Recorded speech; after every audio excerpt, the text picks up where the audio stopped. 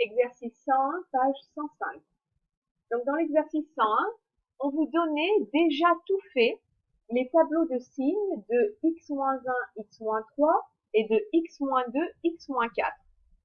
En fait, on vous donnait les tableaux de signes de ces deux produits que vous étiez capable de faire, mais on n'a pas voulu vous les faire faire pour vous laisser le temps de faire autre chose. Donc on vous donne ces deux tableaux et on vous demande d'en déduire le tableau de signes du quotient x-1 fois x-3 sur x-2 fois x-4.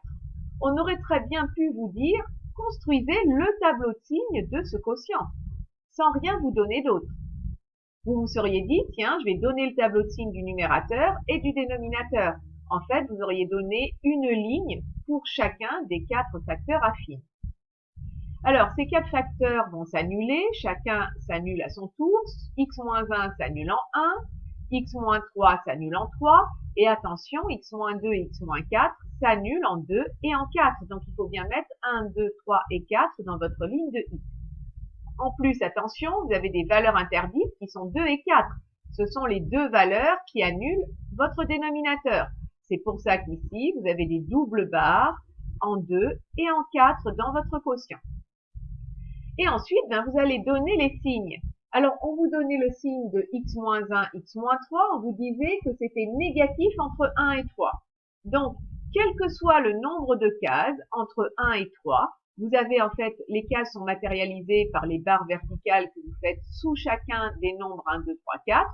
Et on vous disait, c'est négatif entre 1 et 3. Donc, vous laissez des négatifs entre 1 et 3. On s'en fiche de combien de cases il y a, c'est négatif.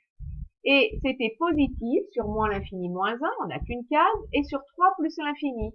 Donc je mets des plus dans autant de cases que celles dont on a besoin dans l'exercice. Pareil pour x-2, x-4. On vous disait c'est positif quand x est compris entre moins l'infini et 2, donc tant que vous êtes entre moins l'infini et 2, vous mettez des plus. Et c'est positif quand x est plus grand que 4. Et puis, votre produit est négatif entre 2 et 4, donc vous mettez autant de moins que nécessaire. Et maintenant, vous appliquez la règle des signes du quotient. Plus par plus, moins par plus, moins sur moins, sur moins, moins, et vous obtenez ces signes-là. D'accord? Bien. Et on vous disait, résolvez l'inéquation, c'était le petit b ici, résolvez l'inéquation quotient inférieur ou égal à 0. Bon, très bien, vous allez voir dans votre tableau, comme on fait d'habitude, le quotient est négatif ici et là, donc entre 1 et 2, et entre 3 et 4. Donc vous faites attention, c'est inférieur ou égal à 0, donc on veut bien que ce soit égal à 0 ici et là, donc on va fermer en 1 et en 3. Par contre, 2 et 4 sont des valeurs interdites, donc on ouvre bien en 2 et en 4. Donc vous voyez que vous allez savoir donner des produits et des quotients